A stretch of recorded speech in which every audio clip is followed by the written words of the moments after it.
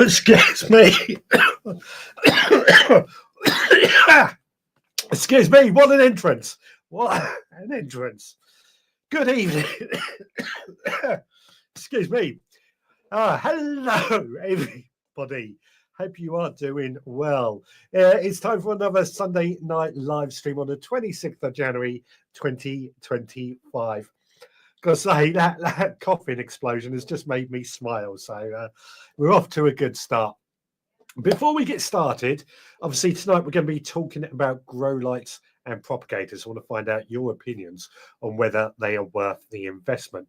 But before we get started, I just want to give everybody a bit of a warning if I seem a little off tonight.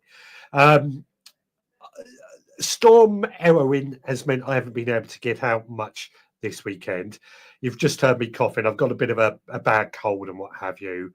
And some of you know the story. I'm not going to go into details, but Thursday I have left my job, my company I worked for 18 years. My decision, but it's a bit emotional to say the least. But I'm not going to go into details. I'm just going to leave it at that. But if I seem off, that is why. So tonight we want to talk about grow lights, propagators. Are they worth the investment? So the first question I'm going to ask you, do you have heated propagators? Do you have grow lights? Or do you have both? Let's see what everyone is saying in the chat. Adrian is there saying, hello, Richard. Good evening to you. Ballycillian is there saying, good evening. Hope not too much damage on your plots by the storm. Yeah, we got a bit of a few photos about that. Kate says, good evening, Veg Army. Good evening to you. Turbo Streamer's there saying, good evening, Veg Podcasters. Good evening to you. Nathan is there, allotted chef. Evening all. Good evening to you. Stuart Jackson, evening, Richard and the Veg Army. Hope everyone is well. Sorry I missed last week. Hope you watched it back and hope you made notes because there will be a quiz at the end of tonight's show. Gary is there saying good evening. Good evening to you. Idaho is there saying hello everyone. Good evening to you. Hargrave Gas, evening all. Hope you've had a good week. Not lost too much in the storm. Good question actually. Has anybody had any damage from the storm? Idaho says hi Adrian. I've already said Idaho, haven't I? Graham Arnold is there. Hi all. Hope everyone's well and had a great week. Anna Jones is there saying good evening gardeners. Good evening to you. Scott from Seed to Table Plot 13. Good evening all. Good evening to you.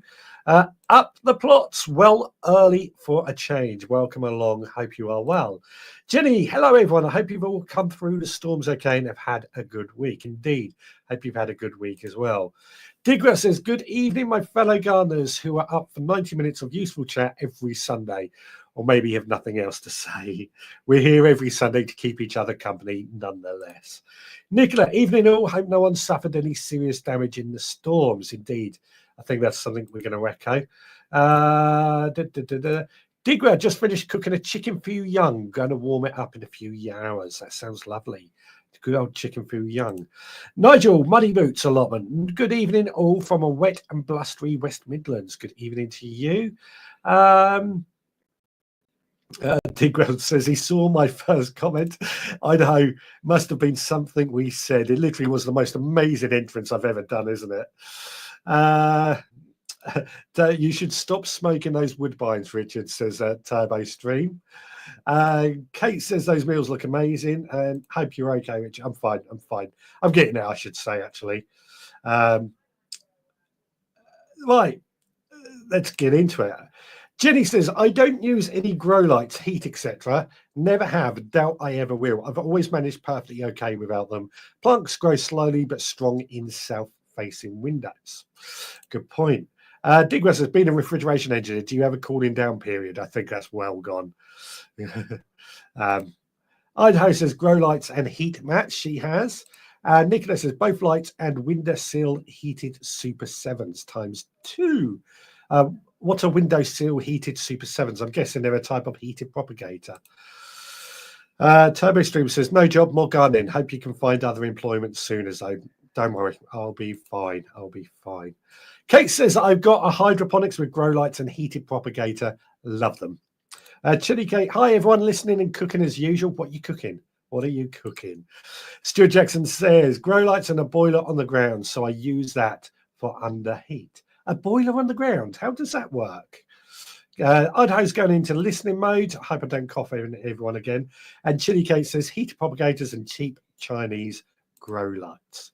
So quite a few of you do have heated propagators and grow lights, but some of you don't. Are some of you looking to get heated propagators and just need a bit of encouragement? So personally, I do have heated propagators and I have grow lights. And a few years ago, before I got them, I always felt I did not need them. I felt that, well, our house is warm enough. Lights aren't really a thing. But then I started sowing seeds, particularly in this house. And I noticed my seeds were just getting a little bit gangly, a little bit stretched. I could have waited a little bit later, but the advantage I have with heated propagators particularly is they get the seeds off early. Now, if you're growing a lot of plants, for example, I've got the allotment 2 half plots, which are together make 250 square meters. Plus, I've got the home garden as well. So I do tend to grow a lot of plants, and I want them to be growing early so that I can really get myself organized. Heated propagators, I found, just give that bottom heat to get the seeds off to a start. But then when the seeds are growing, they need light. My windows here faced east and west, so they are no good for that south-facing window. Our south is basically our neighbour's house. We've got a house in a way. So unless I had a greenhouse outside, which I do, but the greenhouse would need heating, I feel that grow lights were essential in my place. Because otherwise, without the grow lights, those plants just grow long, thin and gangly and not very good at all. So that's why I have heated propagators and grow lights. But does anybody out there feel they should make the investment or is considering making the investment? Turbo Stream says, I'm sat next to my grow lights. I found them useful for bringing on very young seedlings. That's exactly my thoughts as well. When we first sow our seeds, excuse me, let me just take a swig of drink. When we first sow our seeds, the seeds do not need light. It's as soon as they germinate, they need light. And they need good, strong light for about 18 hours a day. And that's why I find grow lights have provided that. Really, you need grow lights right on top of the propagators, right on top of the plants to really maximize the amount of light. But what we end up with then is shorter, stumpier, but stronger plants when they are young. And they tend to grow quite well. Now, Graham says, my grow mat is the top of my radiators. And that's actually something I've always said as well. You don't necessarily need heated propagators, but radiators do work just as well.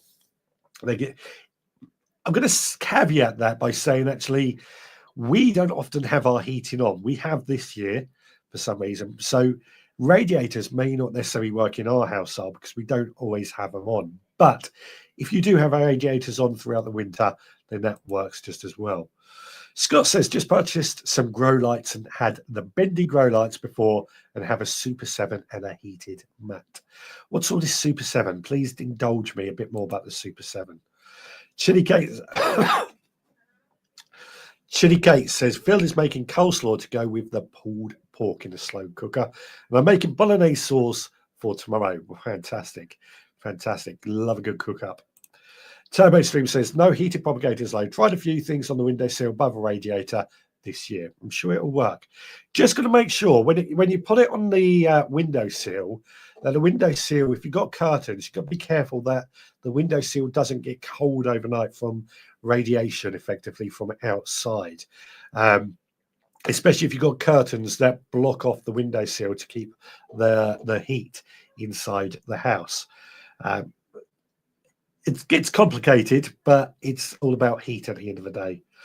Digwa says, did you know the song Mother and Child Reunion is about a chicken foo young being brought from a takeaway? I have no idea what the song Mother and Child Reunion is, so no. A mother and a child reunion, chicken and egg, is only a doorstep away as she walks into the takeaway. Never heard of a song. Never heard of a song. Appleplot says, I have 3 shelves with lights. One of the shelves is heated. I don't have good windows. In one, I own a grow tent and lights off Instagram over Christmas, but I don't have any. Oh, I won a grow tent and lights off Instagram over Christmas, but I don't have anywhere to pot it. That's one of the things that's actually popped me off from having a grow tent, actually nowhere to pot it, because they can take up quite a bit of space. Turbo Stream says, I'm doing an experiment with leaf mold I have made. I must say it seems to be the best seed compost I have tried. Time will tell, but so far the lettuce seeds have germinated well. Fantastic. That's brilliant. Now, Digwell says, I turn my LEDs down to 50% for seedlings, then up to 100% as they grow. That's in order to just not to burn the seedlings. Now, this isn't a bad idea. I mentioned earlier about bringing the grow lights as close to the top of the plant as possible if needed. But that could lead to the young plant particularly burning and scorching. Obviously, Digwell has the ability to dim his lights down a little bit more. I don't have that ability with my lights, but it's certainly something to consider as well. Hargrave says, I've got some grow lights from Amazon and they let me start peppers and tomatoes indoors a bit earlier. I've always had heated propagators and heat mats over the years. They help get better germination. So my question to you, because I've seen some of the grow lights on Amazon and some of them are pretty cheap, around below a £10 mark. How much did you spend on yours from Amazon? Oh, in fact, how much did anybody that have grow lights, how much did you spend on yours? And have they been worth it? One of the ones I don't like personally is the ones that just have a purple light. I believe there's a reason behind it, and I don't quite know what the reason is, but that purple light I just don't like the look of. So I've always gone for pretty standard LED grow lights that give a sort of like this, that sort of color light. Nicholas says the Garland Super 7 are heated trays with 7 1/4 seed trays with little individual lids. Okay. Stu says my boiler is on the floor, so my seeds are placed on top of the boiler. Works great as long as they don't forget them and they grow too fast. Are we talking about your gas boiler here? Out of interest, that sounds interesting on the floor. Super 7 is a long windowsill heated tray with 7 1/4 trays. And Nigel says I originally had homemade sandboxes with soil warming cables. Gradually replaced these with 4 Vitapods. Expensive but amazing pieces of kits. I used to remember your sandboxes, actually. I was going to replicate that with some drain heaters that I had. What is so good about the Vitapods? And when you say expensive, how expensive are we talking? What is the good thing about Vitapods? Super 7 takes 7 1/4. Oh, yeah, I have the 4 version. Paul Simon, Mother and Child Union. Never heard of Paul Simon either. So am I showing my age here?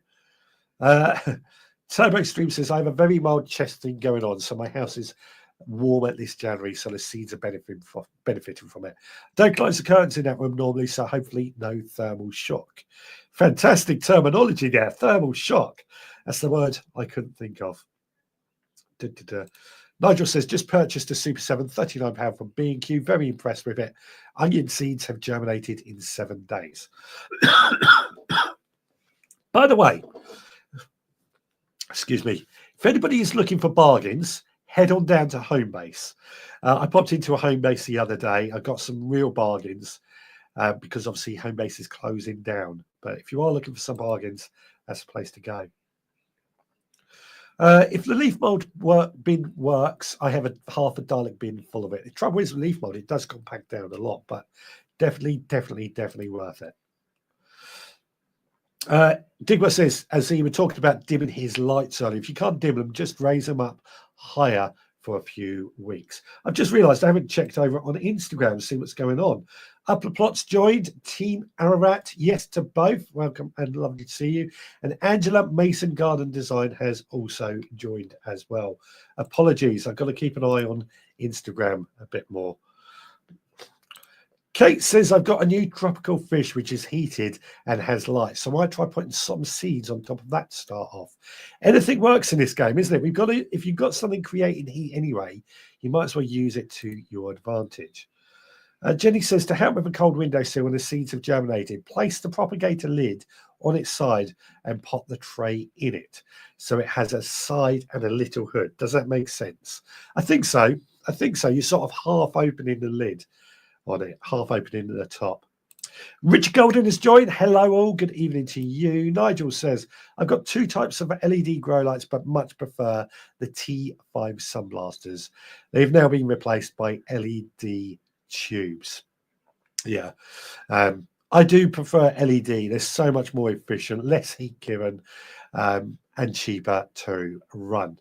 As Richard says, you sound ill. Yeah, I've got a bit of a nasty cold, but that's a whole other thing. So bear with me today. Turbo Stream says, my grow lights were about £40, 8 short strips. They are multi-spectrum that can be changed to white. I'm using an old mini greenhouse. Excuse me. Yeah. Stuart says, I guess I live in the middle of nowhere. It's oil. Sorry. Okay, so it's an oil boiler on the floor. That makes more sense now. Thank you. Thank you. Jim M says, I use grow lights to keep my tropical carnivorous plants going through the winter. Absolutely brilliant, but I was warned that police are known for visiting people who brought grow lights to check up. I think these days, there used to be a thing, isn't it, where people would, that grow lights and indoor growing was more towards the cannabis farmers. But these days, more and more grow or gardeners are using grow lights and heated propagators and things like that. One of the things police used to do is, because a lot of cannabis growers would grow in their roof, and when you had a really frosty day, they would fly above and they could see the ones that had heat in the roof because there was no frost on top of the roof. So there is some truth to it. There is some truth to it, but I think things have moved on now. Now having heating finally, good God, well done. I can use the window sills near windows. Being east facing, I will need grow lights once growing leaves. This is actually my point with my house. We do need grow lights because it's east and west facing windows, which are no good for plants.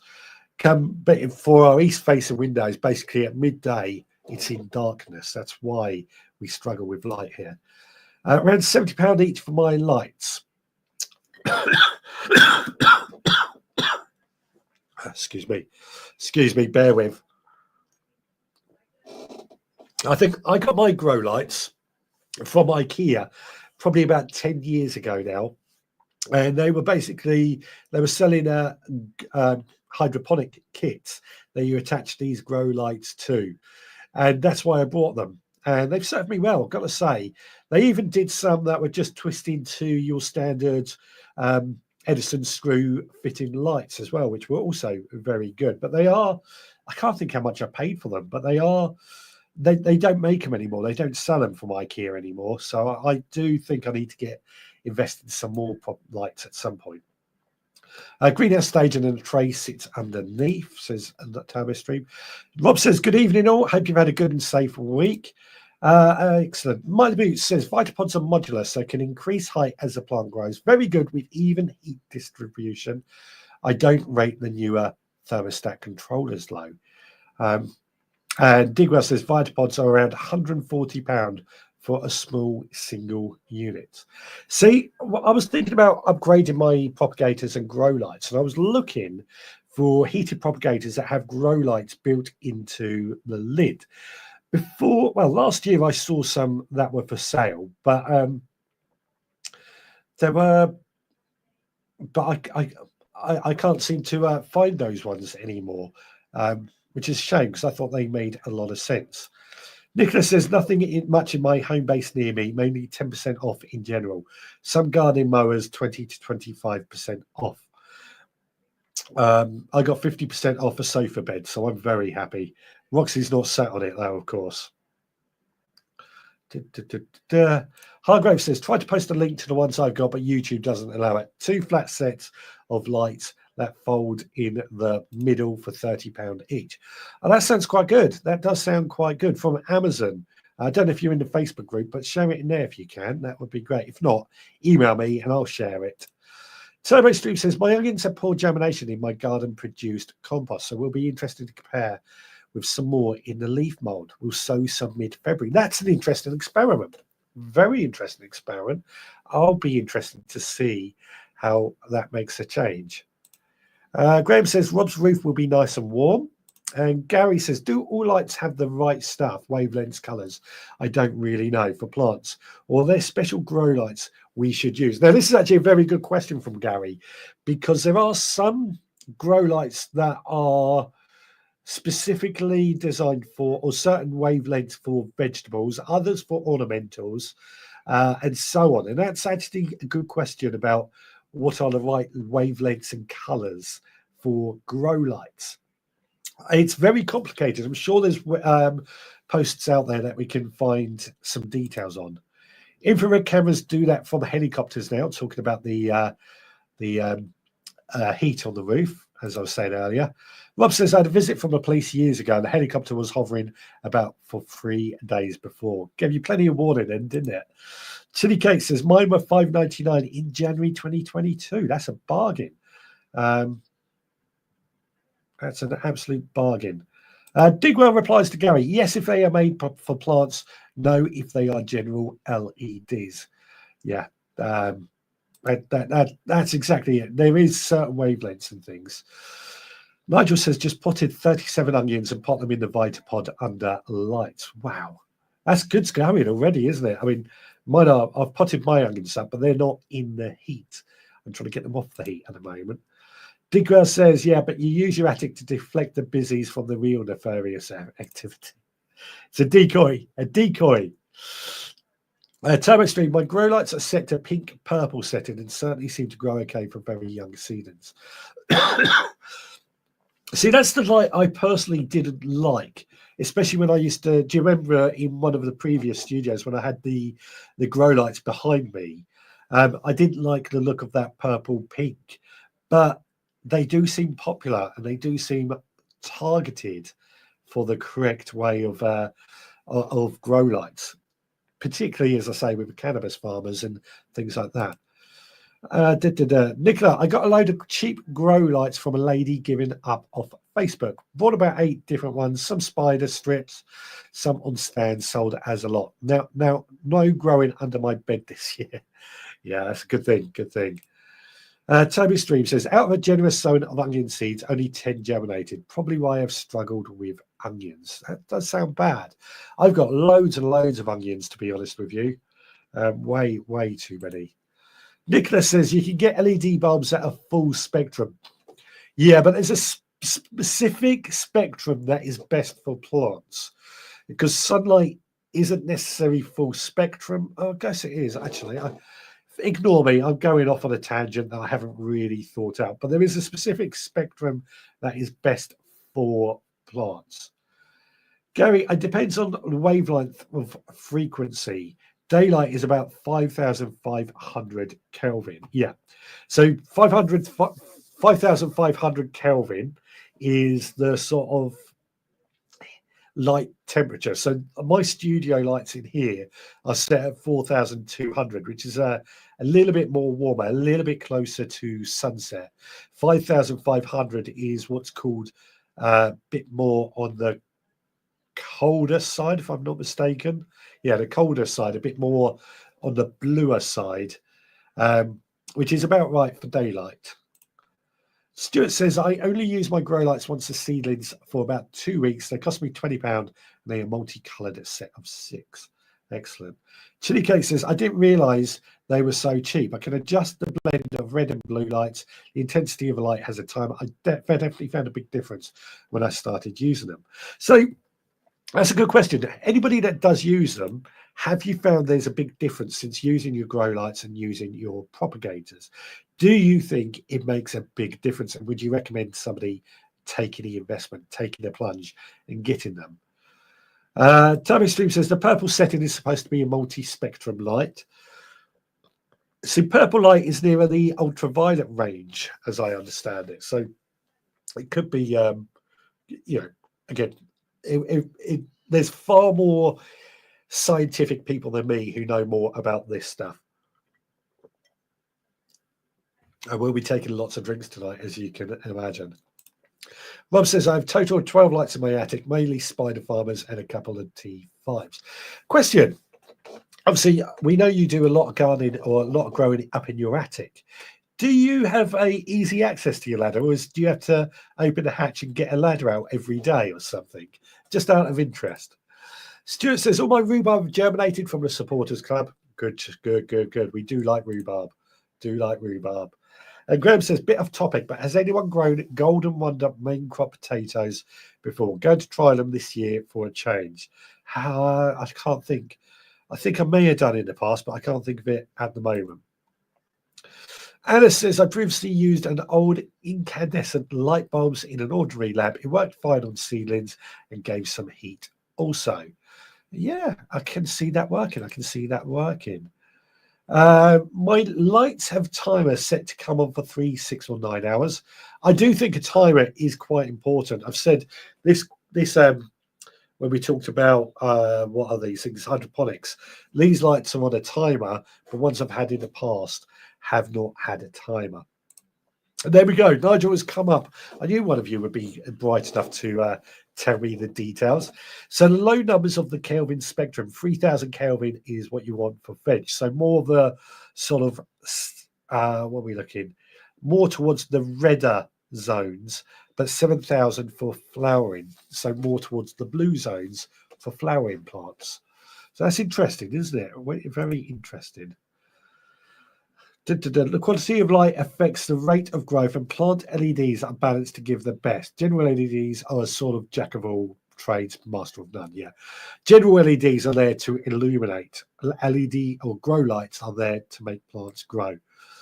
Better plants, less lanky, and better germination. That's the good advantage. Yep. Grow light and heat mats make a huge difference. I won't go back to windowsill. I actually feel the same. The trouble I do have, when we run out of room in our heated propagators, which is the problem I'm having at the moment, we run out of room on our under our grow lights, then we have to resort back to the windowsills. So it is a case of space. It is a case of space. Now, Rob says, in reply to the question I asked about access to the roof, got a latch and then pull the loft ladder down and up I go. So it's not like a quick job, really, isn't it? It's you got to do that. You've got to be dedicated to do that every day. Gary says, thanks. Useful response is, I know what to look for. Ido says, yes, I have my lights on the timer.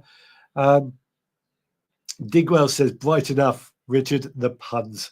I was hoping somebody would pick up on that. I thought somebody might pick on that. Turbo Stream says, my LED grow lights come on for 12 hours, 6 hours or 3 hours. I leave them set on 12 hours a day. So really, I think when it comes to grow lights, you want them for 18 hours. I have mine come on at 6 o'clock in the morning and then off at 10 o'clock at night. 16 hours, not 18 hours, sorry, 16 hours. But 12 hours will work just as well. Nicholas says, I wasn't sure what to put my lights on, so I put all the color bulbs. I should have read the instructions. Yeah.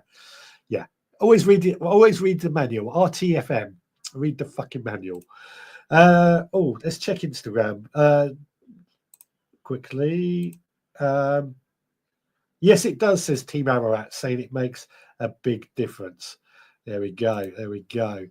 Nigel says, got my lights and propagators plugged into smart plugs so I can set the timers remotely. I do exactly the same on the app. Also can control them with Alexa. You can say that in here because it's not set to Alexa, but yeah. I may have just set everybody else's off thinking about it. But yeah, I've done exactly the same with smart plugs for my LED grow lights. It works brilliantly, and I even get a report if it's been unsuccessful. It's a lot of fun. Saying that, my internet changes tomorrow, so I've got to try and remember how to change it all. Rob says takes 2 minutes to get into his loft. That is, yeah. I get what you're saying. It's just, I guess it's my ADD. Putting a block up makes it harder to do so. You may see my Votapod and light in the photos later. I don't think you will, actually, because I don't recall seeing it. Nicola, my attic off the upstairs bedroom, but need installation on the slopes, not on the floor.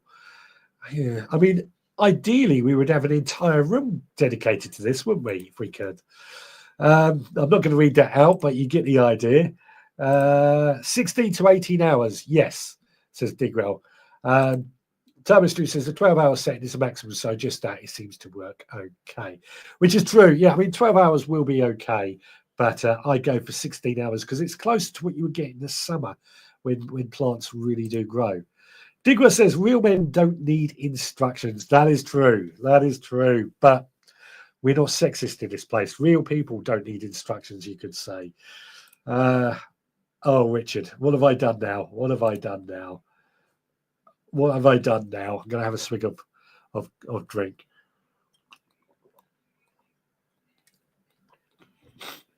There we go. There we go. Rob also goes for smart plugs as well. A lot of people talking about smart plugs, which I find quite astounding, actually, because I thought we live in a world where people are afraid of these sort of smart plugs and smart technology. But obviously not with you lot, which is nice to hear, because I don't feel like I'm the only one there. I love I love the smart technology these days. Quick check on Instagram. Nothing going on over there.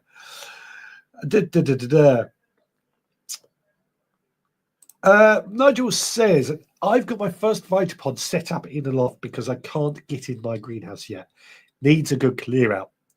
So this is actually something that I did want to talk about, because one of the other advantages, I think, of having a heated propagator and a heated grow light is that at the moment, my greenhouse during the day, and certainly overnight, is about the same temperature as it is outdoors. So it's going down, not quite freezing, but certainly in the lower figures, the sort of 3-4 degrees C overnight, which for many plants, that especially young plants, that could kill them. And this is why I mean, mine are in my kitchen. Wife hates them in the kitchen, but they are in the kitchen at the moment. We eventually want to move into a different shed and really sort things out like that. But they are in the kitchen until probably the middle of March, depending, of course, on what the plant is. Some plants will be a bit stronger, that they're sort of a bit more cold tolerant. Certainly the cabbages, the brassicas, the onions, things like that. They will probably go in the greenhouse a little bit earlier before they go into cold frames before going outside. But the greenhouse, I think, is just still too cold, unless, of course, you have a heated greenhouse. Which is something I would like to do as well. My lights won't work on Alexa as need to be constantly with power on or it won't light again. There we go. Fair enough. Fair enough. I know that how that feels, actually. All my chilies, etc. Oh, okay. You might just see them in. The grow lights, says Stuart Jackson, was the best thing I got for indoor growing. I do need more. I do need more. He says twice, just to reiterate. I honestly do think grow lights, once you've had them, you will never go back. Because they are so good, just for getting those young plants off.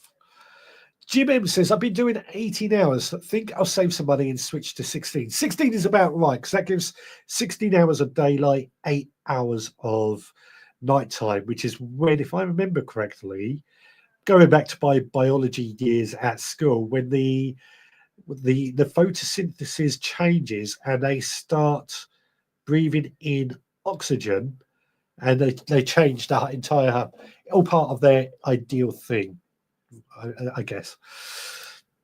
Yes, it's a mess garden. Hi everyone, watching on the live on television and decided to get on the phone to say hello. Love your eye color, Richard. Can't see the color on the phone.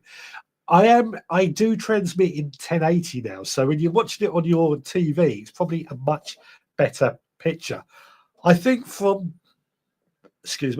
think next week the picture will be even better, or I hope it will be anyway, because we're getting full fiber internet tomorrow. We will have 900 megabytes of speed, both up and down, here in our live stream. At the moment, we do 5 megabytes. So I'm hoping that that massive change is just going to allow better picture quality up.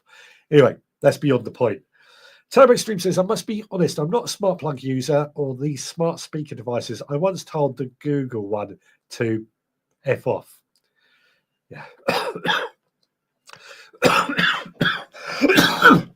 I mean, the good thing, I'm going to do this on purpose, by the way, but the good thing about smart devices, you can say, Alexa, please play the latest episode of the Veg Grower podcast, and I will get loads of downloads for that. Gary, I've been doing nowhere near 16 and not right up to the perspex either. No wonder I get leggy seedlings. So this is my point, actually. This is it depends on obviously how bright your grow lights are.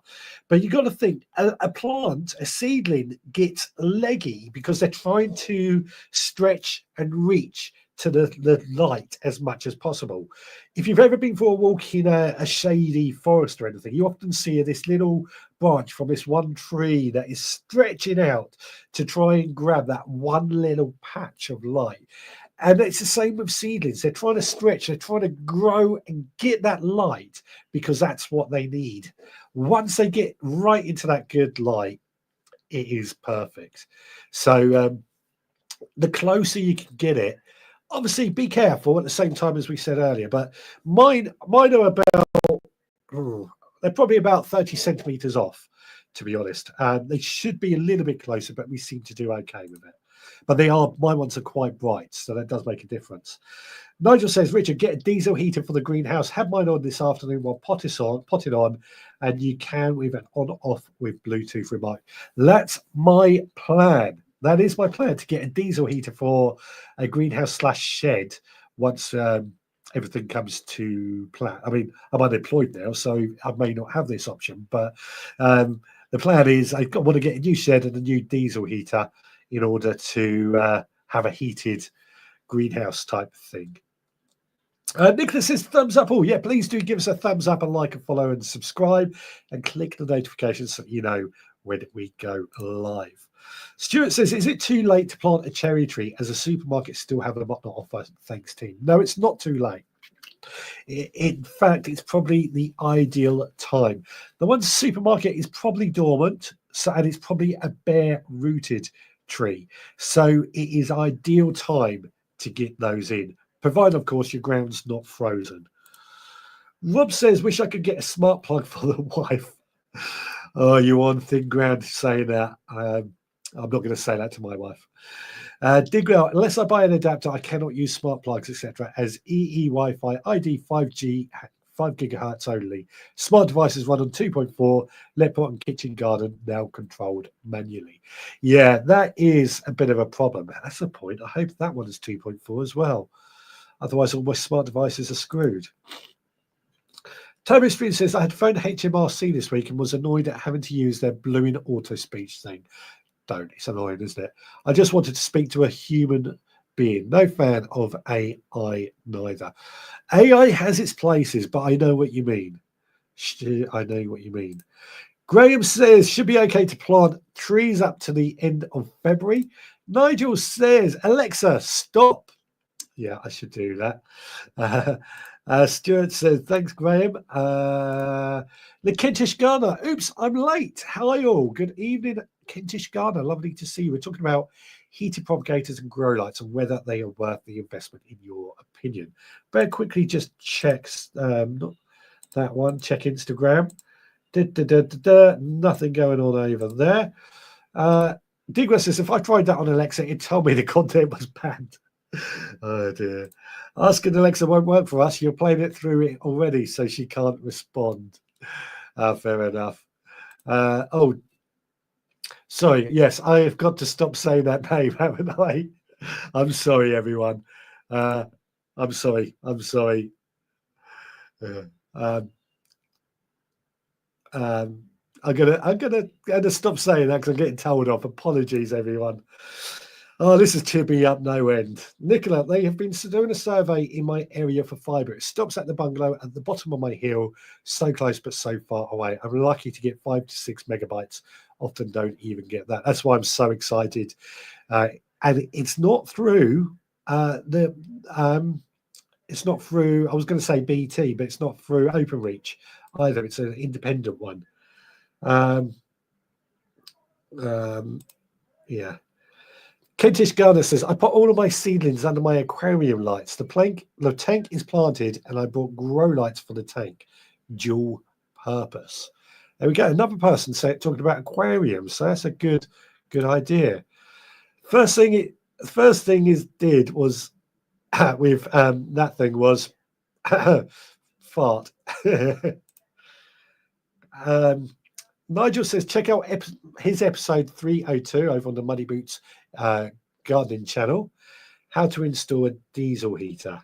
And in Digger says to Rob, similar to me, I can connect but have to redo it every time the service goes down or there is a power cut. A pain.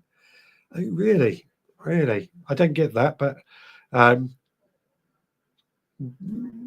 we it is a pain. Why can't they work on the 5 gigahertz? I have Super 7 and absolutely love it. And that's another person talking about the Super 7. That seems a very, very popular choice tonight, interestingly. What have we got? Right. Digra says, I changed my wake word to the same as what I have, but it drove me potty watching Star Trek. Yeah, I do exactly the same. Although I don't watch Star Trek in here. Although now I've got a sofa bed in here, I probably will. What have we got? What have we got? Andrew Norris has joined. Evening all. Good evening to you, Andrew. Do you have any heated propagators or grow lights, and do you find them any good? Nicholas says, Richard, cold most likely to stop in job. Body reacts in mysterious way. Possibly. I started with the cold before. Yeah,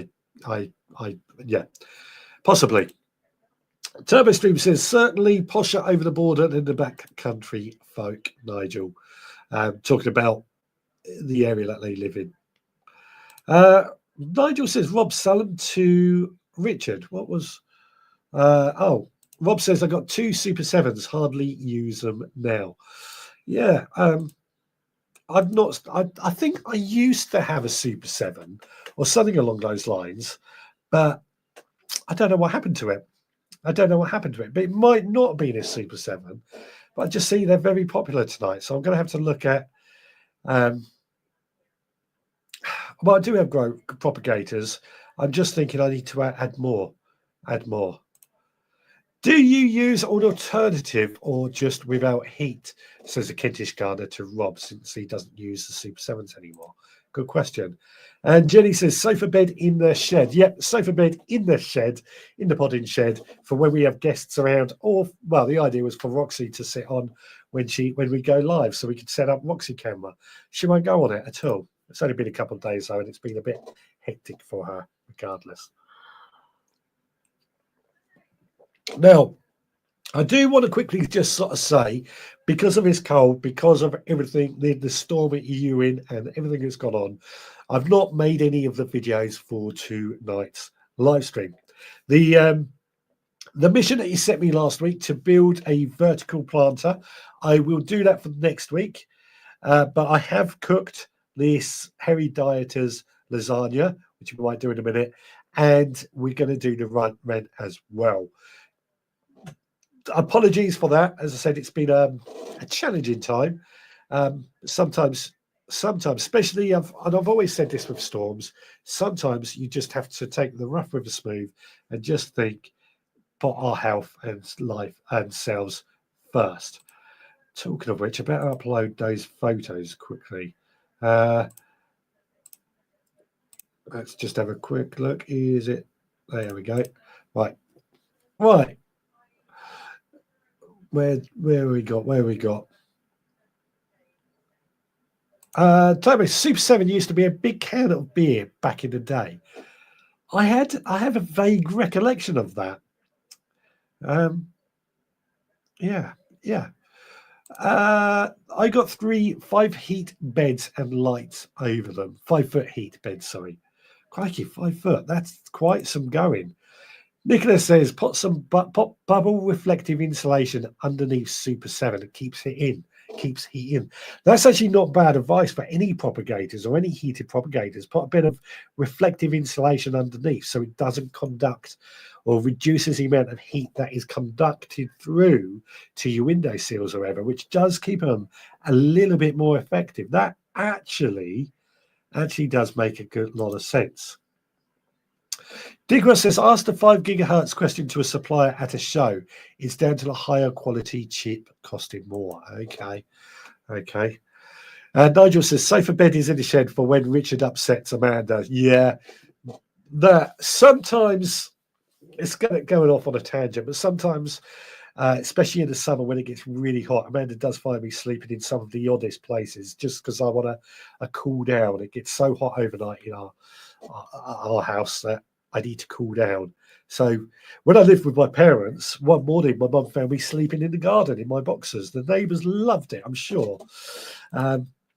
Just to cool down. I don't do with heat very well. That's life goals, sure is. Have you not seen my setup in my attic? Nicholas says, I lost a new shed roof that tradesman didn't tie into a wall. Blooming tradesman. Yeah, just can't get the staff anymore. What have we got? I remember the large tins Banks and M&B sold them. That's all I'm talking about. Oh, Party 7, not Super 7. There was something else that was called Super 7. Like, wasn't there? And I can't think of what it was. Digwell says, be careful with the Super 7s overheating the seedlings as it has no thermostat. Can easily get to 40 degrees C in the windowsill. So this is a good point, actually. Some heated propagators do and don't come with thermostats. I think the thermostats are better. They're usually a little bit more money, though, but they are better because you can control the heat and stop them from overheating and killing off any seedlings. Added to that, I think they also help at reducing your electricity costs because they're going to reach temperature and cut off until they need to come back on, as opposed to always being on. So good point. Good point. I believe there are some bits that if your heater propagator doesn't have a thermostat, you can plug a thing into the wall that acts as a thermostat to turn on and off your heated propagator as well, which works well. Sofa bed. I expect has manufacturers chemicals coming off it. They spray with fire retardant. Didn't stop Roxy climbing all our new sofas when we got them, did it though? So who knows? Who knows? Super 7 was a sharing beer can, 7 pints back in the day. 7 pints back in the day. There we go. There we go. Okay, I think this is a good point to quickly cut to this week's cook, which was the Hairy Dieters lasagna. And as you can see in this picture, it did in this shot, it didn't quite work out to plan.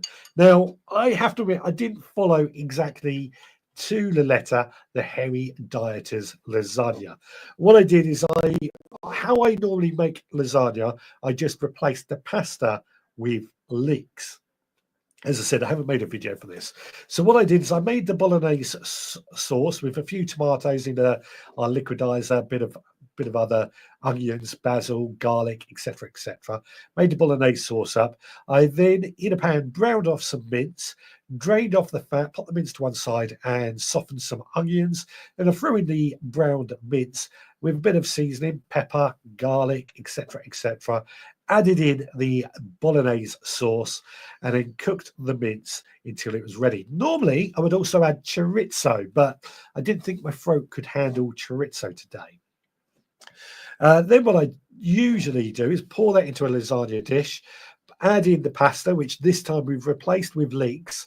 And all we did is took a leek, top and tailed it, cut it in half lengthways, gave that a quick flash in a pan on boil just to soften the leeks, took them out, and then placed them in place of pasta sheets, and then covered that with creme fraiche and a grating of parmesan, covered it over with more bolognese, then repeated with the leeks, creme fraiche, cheese.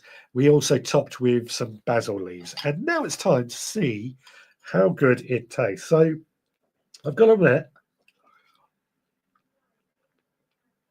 we had this for dinner, so I kind of know what it's like.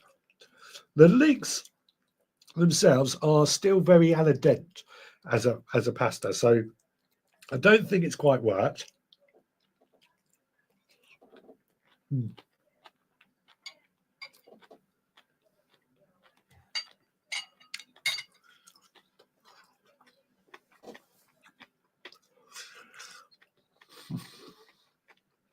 Mm. Mm. Yeah. Those leeks were a little bit on a tough side, I think. Not quite as easy to chew as I expected. I have actually done a Hairy Dieters lasagna in the past, and it worked quite well. But that one, the leeks for some reason were just a little bit too tough.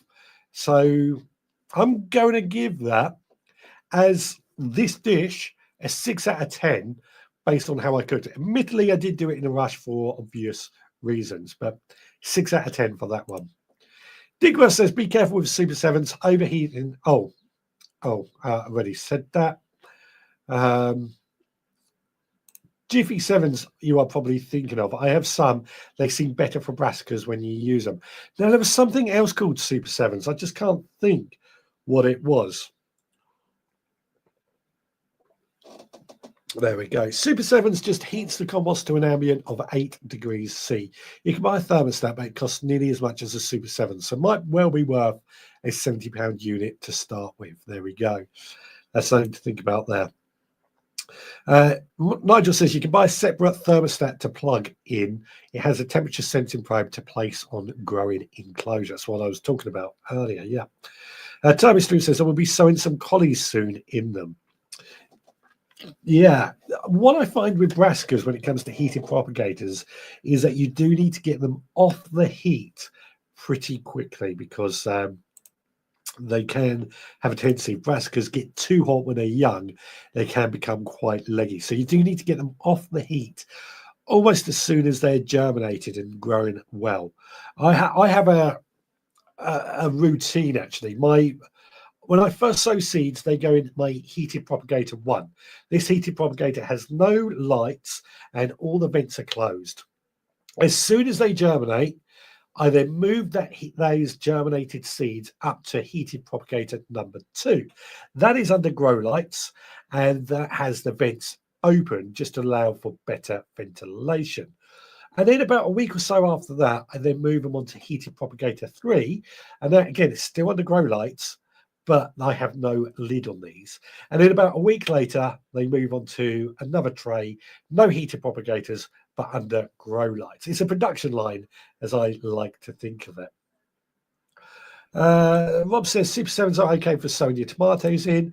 Nicholas says boil leeks for longer, Richard. I think that's probably what I did wrong, but yeah, I could have done it for longer.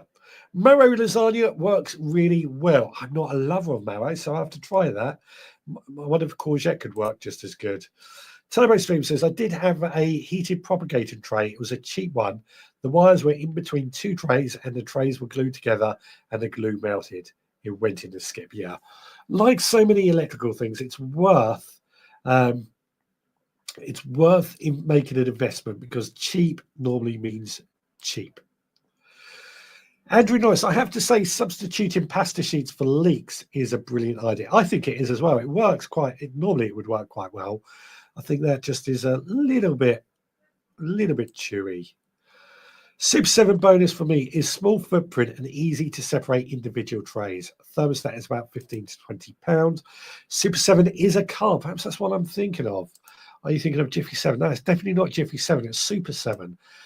Caterham Super 7, a sports car you could build yourself. It might be that. I'm also thinking there may have been a superhero group called Super 7, but I could be wrong on that as well. Are you thinking of Money Savers advert? Could be. Could be. Lotus 7, Digwell, designed by Colin Chapman. Super 7 are also star action figures. I think that you're getting into it. According to Google, there is also a car. Yeah, it could be that. Super 7 is me and 6 other gardeners. So there's gardening superheroes, 7 of them. Who's going to put their name forward to that? And Kentish Gardener, who are the other 6? Volunteers to join Digwell's group. How do you get the marrow out of the bones? Oh, yeah. Not easy. I sowed some collies in October. They are slowly growing in my porch to be planted out in March. The Feb ones will go out in May if they grow.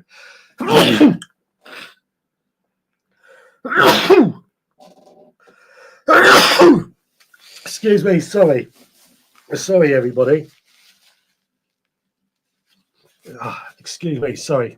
Very sorry about that. Yeah, I mean, collies are one of those I think needs sowing pretty much every month if you want to have a good supply. You only need a few cauliflowers every couple of weeks, I guess. Depends how much you like cauliflowers. I've got some lasagna in my beard. Saving that bit for later. Yeah, if you try to have collies all year round, I reckon it's worth sowing just a few every month that you can, of course. Stuart says, the one thing my dad told me when I started gardening, buy the best you can afford, buy cheap, buy twice. And that is going to come up as a Richard Rents in a moment, actually. A tough lasagna. I'm in the Super 7 Gardeners. I'm number 8, says Turbo Stream. You are on form tonight, says Rob. I've proven that many times. It lasts longer, Digwell, if it's tough. Yeah. And Digwell reaches for a towel to wipe his face. Apologies. I did try and face the other way, though. Garlic and oregano helps get rid of germs. Yeah, I know. Although Andrew says, please turn well away from the mic when you sneeze. Yeah, I tried. I should have realised microphone's there. I should have gone that way. Sorry. Habit. Apologies. I tried not to. I try and remember that in the future. Excuse me. Oh, joy, oh, joy, oh, joy. Right, so anybody got any last questions that they want to add about grow lights or propagators or anything else? I love it when you come out with jokes. Digwell says, my dad said, Stephen, get them out of my greenhouse.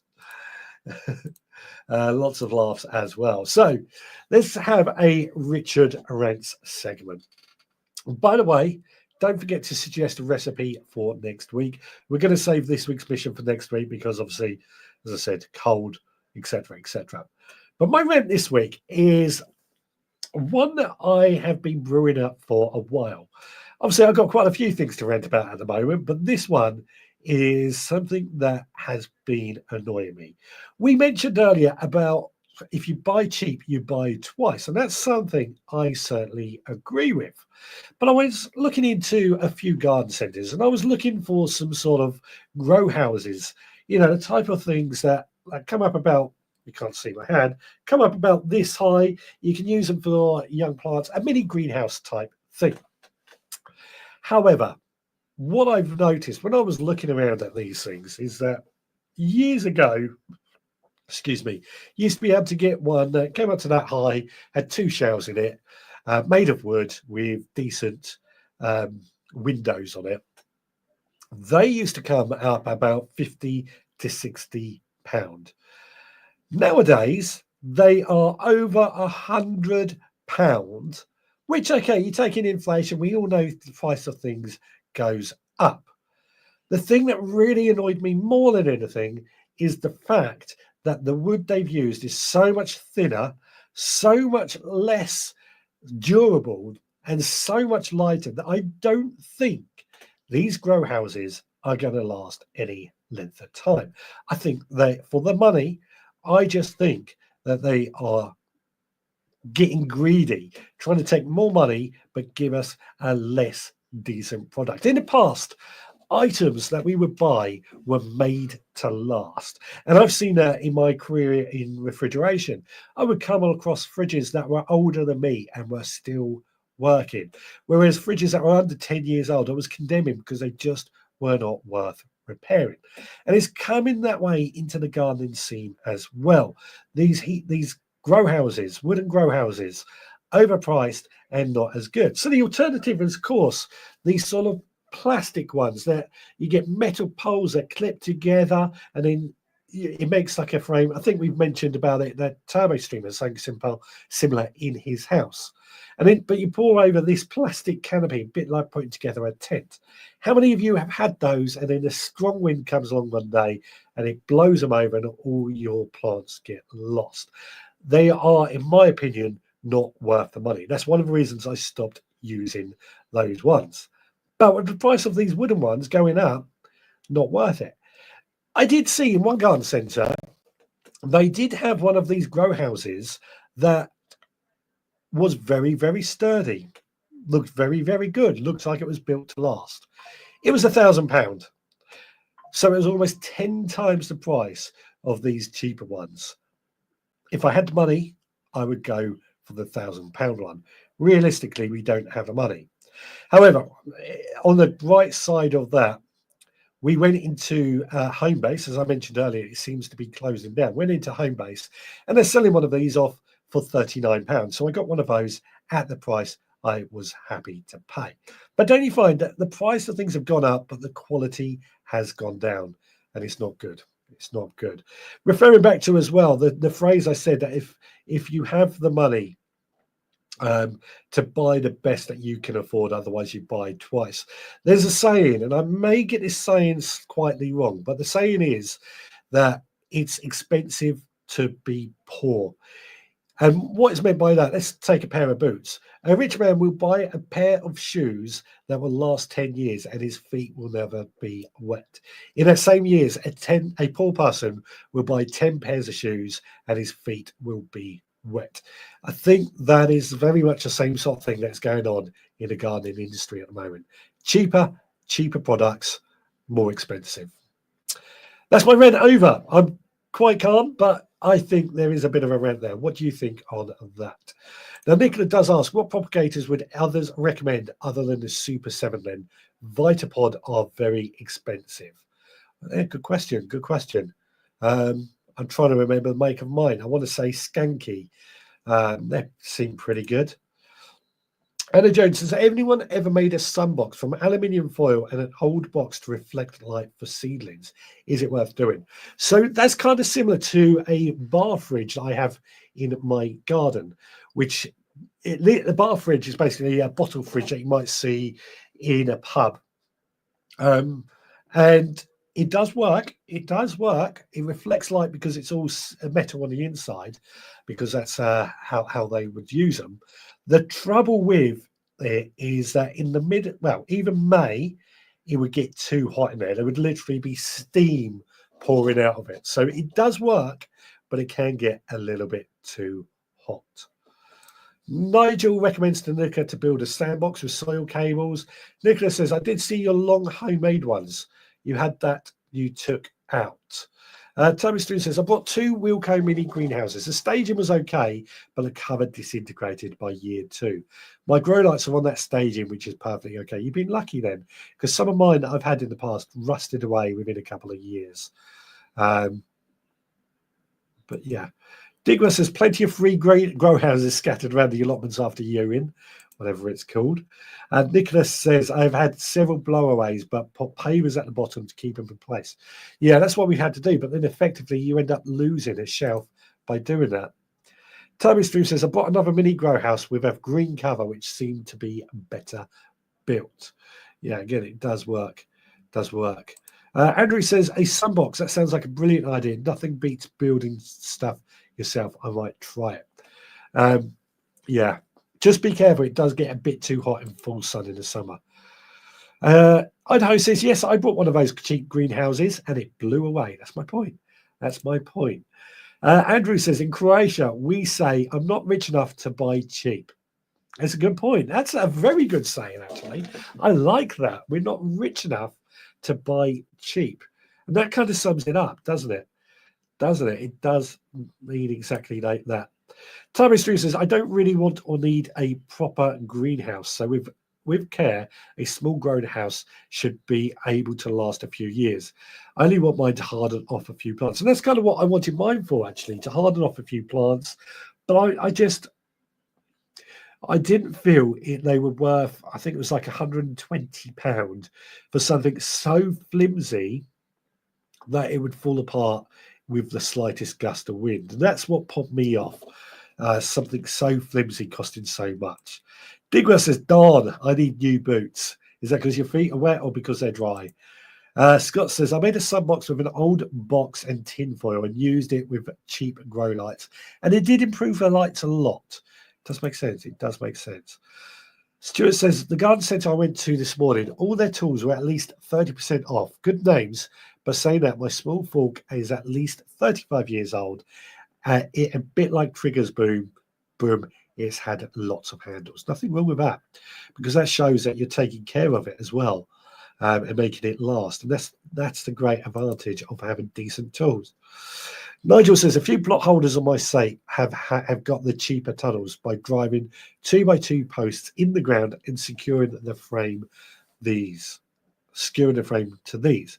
The tunnels have survived all the storms we've had over the last few years. I mean, that makes a lot of sense. I'm guessing you're talking about more of a polytunnel than a 4-tier shelf system that I'm thinking of. So, again, taking those extra precautions to make sure it lasts is something I think you do have to do when you buy something cheap. And Chili Cake says, in defense of buying cheap, sometimes you can't afford to buy the best. Again, I agree with that. That's why I used the parable about the boots. And sometimes you're just starting out and don't want to invest yet. I'm very happy with my $5.99 lights. Again, my complaint about this isn't about the things being cheap. It's about the materials being cheap, but the product costing more. That's my gripe. That's my very big gripe with things.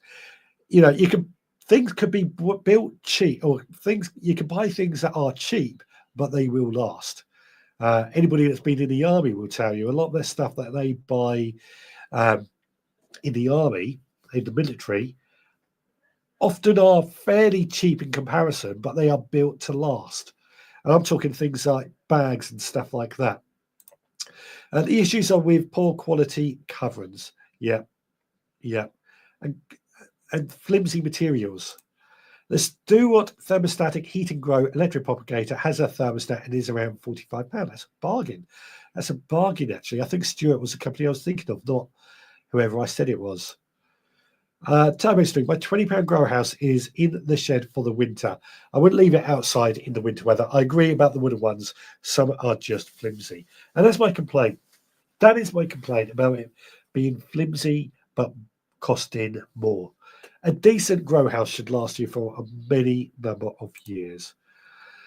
My small green grow tents from Aldi have lasted over 4 years. Covers have just started to give way. You've been lucky then, very lucky. And east-facing helps, she says. Timmy Stu says, I brought a cheap cold frame. It lasted only a few weeks. The allotment foxes used it to sleep on. That's my point.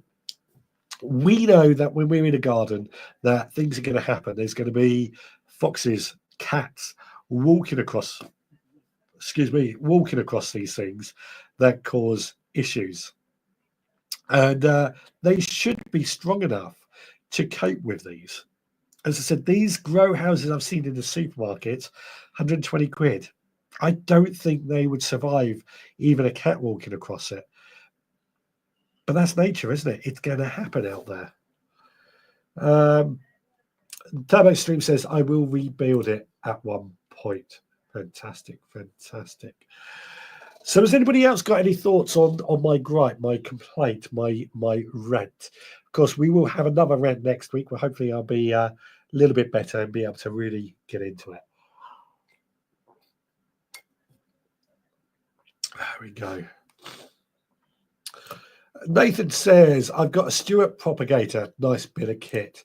And Tommy Stream says, I will rebuild it at some point and strengthen the sides. But you shouldn't have to strengthen it. It should be built to be strong enough for what you use it for. Now, the Kentish Gardener does say, I prefer to build my own things using good materials. I think all us are like that. We do like to build our own things. One of the examples you may recall, I built the shed, my old studio, from scratch, and that worked out £400 for an 8-foot by 8-foot shed. That is strong. The wood is 4x2 that made the frames. It's cladded on the outside. It cost me £400. It was built to last, and it was a good project. You could not buy a shed of that quality for that money at all back then, and certainly not anymore. So making your own is always a good way over. Yeah. Stuart says, I've had 4 mini greenhouse. List everyone in the weather. Lost everyone in the weather, so I saved up and got a greenhouse and paid to have it pot up. I spent less than £700 in total. And this is it. 4 mini greenhouses probably cost you a couple of £100. So, okay, it is a bit more money. You saved up, but you've got something that has lasted. Navy Dit, says Digwell, a freshwater pump on my last ship had a ping pong ball to close a vent after the pump had primed. The ping pong ball cost £47. A normal ball, but it had been inspected and tested for flaws. Yeah, that's slightly different than what I was thinking of. I was thinking more for the everyday stuff that isn't specific to the equipment. I'm thinking more like army bags and mess tins and things like that. I mean, mess tins are a great example, aren't they? They're pretty flawless. They're pretty impossible to destroy, a mess tin, but they're cheap and they do the job. My brassica cage was recycled from COVID screens. That's a good idea. That's a very good idea. There must have been a lot of that available after COVID. Nigel says you can always fit soil warming cable and thermostat into the veggie pods. I thought of doing that as well, actually. That's definitely a good idea. Veggie pods, for those that don't know, I've got 3 of them. They are a raised garden bed with integrated watering system and a cover, which works very well. And you also have a greenhouse cover, which I've got one over the back there. You probably can't see it. Turbo Stream says, I made a new cold frame from some scrap polycarbonate sheets and scrap wood. Cost nothing to build and we'll use it in the spring. It's interesting. There's a lot to be said for making your own.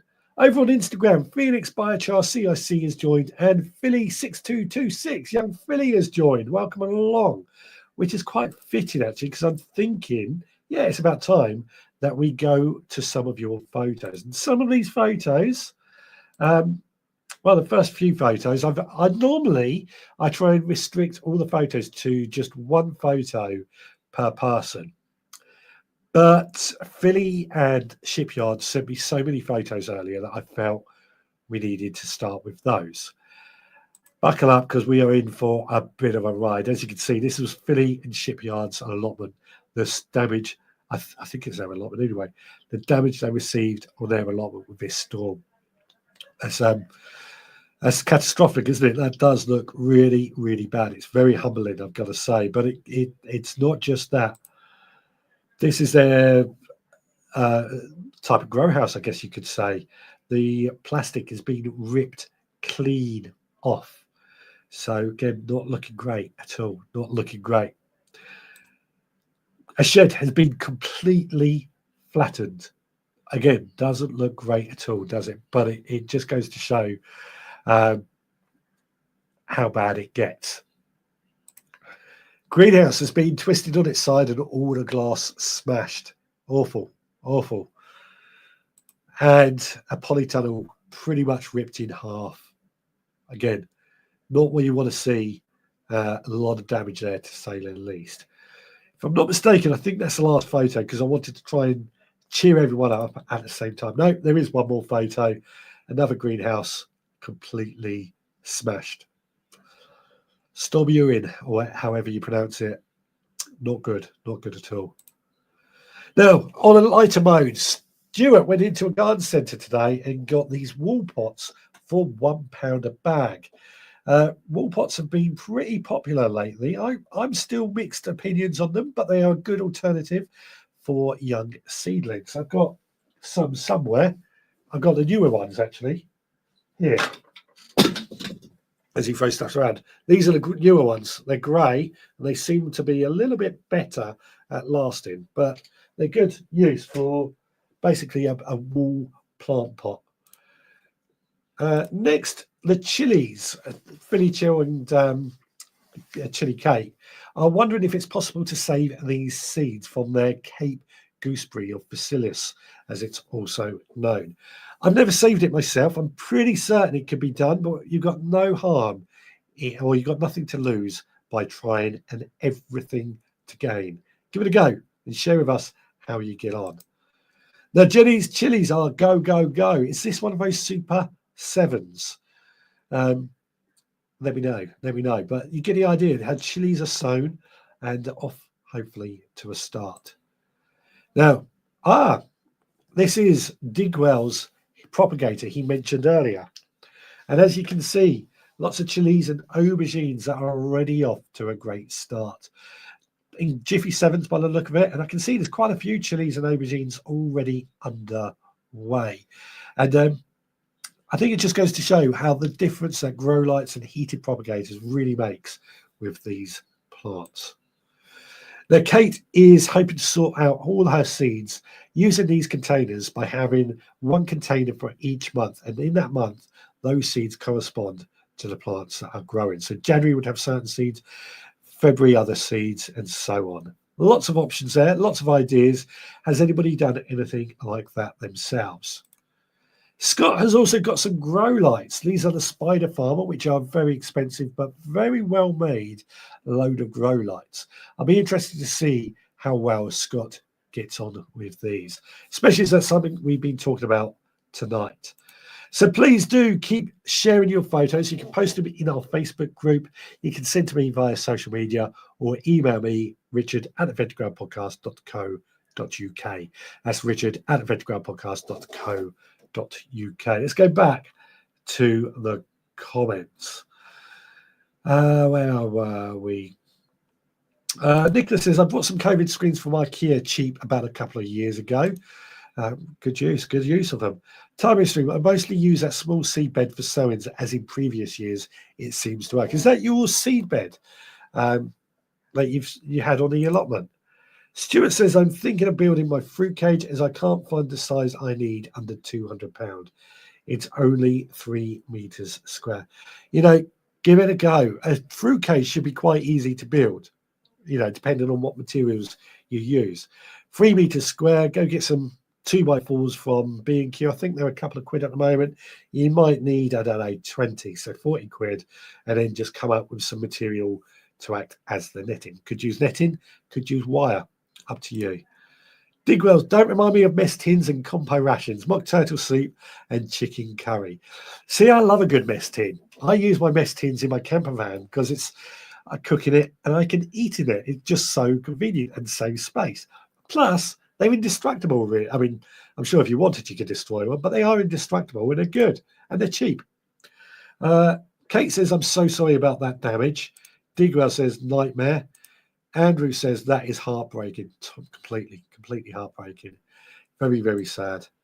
Stuart says, I will stop moaning about the water on the floor in the greenhouse now. Good luck putting it all back together, boys. Yeah. There was more photos, but I felt that I had to give them more just to show how bad this storm, Eowyn, as Digwell has pointed it out to me, Eowyn has done. It's awful, isn't it? I don't know if this has been one of the worst storms that I can think of. We didn't get too bad here, but I do remember the storm of 87 and how bad that was here.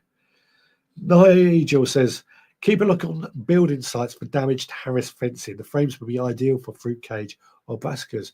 Facebook Marketplace might do Harris fencing as well as another idea. Turbostream says, such a shame seeing those photos. One reason I don't want a greenhouse on my allotment. How awful for these plot holders. Yeah, it is awful. Absolutely awful. What have we got? Did you get the discount, says Digwell to Scott? I did. I used your discount code. There we go. Aluminium mess tins, not good for you. The old ones, or the decent ones, are not aluminium, I should say.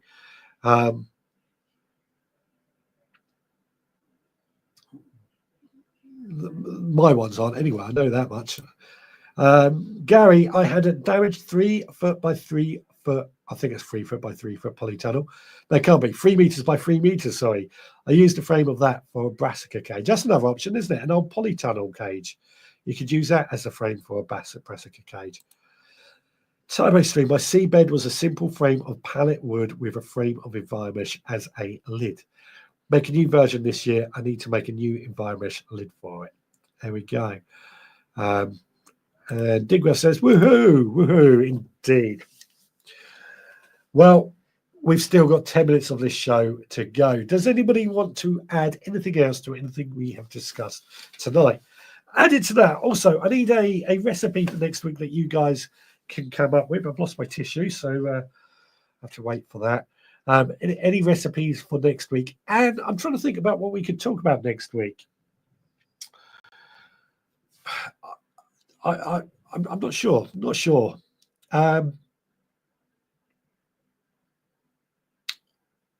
What about we could have a bit of a discussion about possible careers in grow your own or gardening?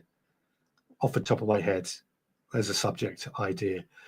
What would anybody say to that as a subject, as a way careers or building a business off gardening? How does that sound for a subject, or is that a little bit quirky, a little bit different? I'm not sure. It's up to you guys. Don't forget. Digwa says, how about a potato dish? Potato dish could work. Up to you which potato dish you would like me to do. And Gary says, making money from gardening more generally. We could certainly, that could be a good subject, couldn't it? Making money from gardening more generally. I like it. What do you guys think of that? It's up to you, of course, as always. Added to that, something else I just want to throw out there. I am interviewing Lucy Chamberlain tomorrow on the podcast. I'm hoping we'll get that out tomorrow night. But if anybody has any questions for Lucy, then please do let us know. Lucy Chamberlain has recently brought the book out, Grow Veg Anywhere, which is one of my favourite books. What questions do you think I could ask her? If you've read her book as well, let me know and what you would like to know. Leek potato pie. That could work. That could work. What do you think of that? Leek potato pie. I'm not a lover of leek potato pie. Excuse me, but we could try it. Careers sound good to me. We always go off topic anyway. I think making money from gardening more, yeah, and careers and things like that. We could start at the bottom and work our way up. So Lucy Chamberlain had to change her career last year after her employment ended. It can be done if you have a mind. I managed to survive after 2 redundancies. Yeah, Lucy did when her head gardening job came to an end. But Lucy, obviously, I would say she was also a freelance gardening writer, so she still had fingers in many pies as well. But yeah, agree. So go to the toilet, then have your potato pie. I love leeky potato pies. And question for Lucy: what is her biggest failure in her growing career? I need to take a note of that as well. That's a good one, actually. Yeah. You have youth and vigor on your side. I'm not as young as I look. How old do you think I am? I'll put that out there as an example, because excuse me, I'm not as young as I look. Nicholas says, gardening income, hard work and slim picking sometimes. Save it for next week. Save that for next week. We're going to explore this in great detail. Yeah. Belly Sin says, good topic, but by making money from gardening, you move away from your hobby and have to consider the pressure you're putting yourself under. Again, that's something I want to discuss next week. You are right, but there's also a saying, if you love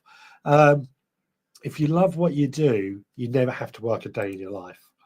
But yeah. Digwa says, biggest failure, making friends with Richard. Okay, I'll stop now.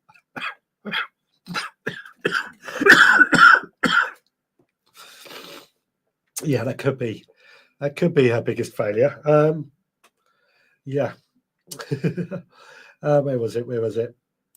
Should have gone to Specsavers. Oh, God, my nose.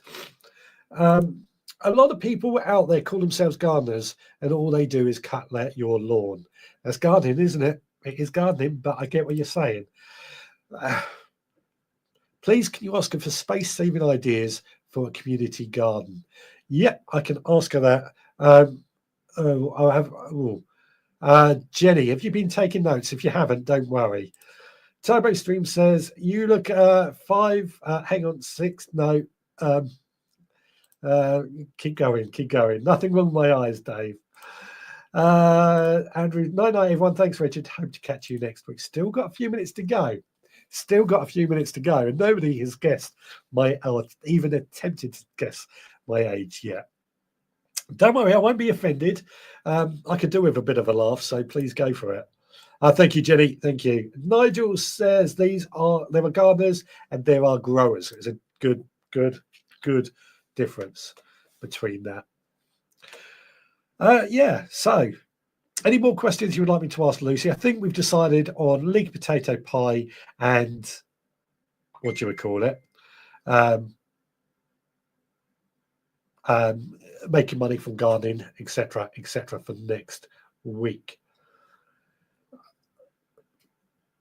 Now, Nicholas says, charity shop cheap woolly jumpers, good to make wall pots cut into sections. Oh, excuse me. Are charity shops really cheap anymore, though? I don't find them to be that cheap. I've even seen them selling T-shirts from a certain well-known brand that goes by the name of Mark.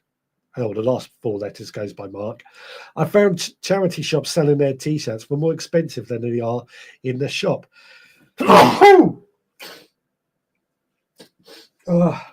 Hopefully I sneezed the other way that time and it didn't affect anybody's eardrums. Yeah, charity shops I don't think are as expensive anymore. Oh, no, it's not. You're not going there for cheap stuff. You're going there to support the charity. Turbo Stream says below 40, I think, but only just. Ballycillian says 42. Ballycillian is spot on. I am 42. 43 in about 3 months' time in April. But yeah, I'm in my 40s already. Digwell, need to warm up Nigel's Kung Po chicken and my chicken Fu Young. Starving. I'm starving as well, but that's a very different reason. Vertical Grow Tower, yeah, I haven't forgotten that. Would the jumper wall be dyed? Good question as well. Would it be dyed? Charity shops price risen, people buying stock and selling for profit on eBay. Yeah, there is a lot of that going on, but I don't blame the charity shops because their rent has probably gone up as well. Time Stream, don't go the route of your namesake along the coast, will you? Don't go the route of your name. Oh, no, don't worry. I will not be doing that. Yeah, don't worry. I'm sticking with the gardening. I'm sticking with the happy stuff, and I'm not going off the rails. Digwell, 42 age or shoe size? Both in my case, actually. Stuart says, Richard, you don't look a day over 39. Thank you. That's very kind of you. £1 rail down here, sleeves for pots, body for hanging baskets, liners. It's a good idea, actually. It is a good idea. 43, blimey. Indeed. Well, I hope tonight has been really enjoyable. I've got to say, you guys have really helped me lift my spirits tonight. As I've explained, I've been a bit down in the dumps the last few days, but spending Sunday with you, as always, has really cheered me up no end. So I want to thank you all a lot for that. It's been really good chatting to you as always. We will be back again next Sunday at 6 o'clock, where we're going to be discussing how to make money from gardening and things like that, and careers. Bit of a different conversation, but I think we're going to have a good conversation. We're also going to be, what are we going to be talking about? We're going to be making leek potato pie. I'm going to be making a vertical garden planter, and I'm going to have a Richard Rants and things like that. Don't forget to check out the podcast out tomorrow with Lucy Chamberlain. Looking forward to it, to say the least. Apparently I'm looking slimmer in the face, Richard. Diet working, keep away from the squash and juice. I drink juice every morning. It's meant to keep me healthy. Personally, I think that 43 is a great age. I'm with you, absolutely. Thank you as always. Another great live, says Stuart. And Rob says, another great show, Richard. Thanks a lot. Bye all. Be good and stay safe. Nigel is 69 next week. Wow, I didn't think you were a day over 50, to be honest. Well done, Richard. Keep your pecker up. Have a good one, podcasters, indeed. And Ernie comes in right at the end. Good evening, Richard. I trust you are well. I'm not very well, but if you go back to the beginning of this live stream, you will find out more. Lovely to see you again, Ernie. But we are just coming to the end. Anyway, guys, it's time to get out of here. Thank you so much for joining me. Thank you so much for lifting my spirits. We will be back again next Sunday at 6. Until then, please take care.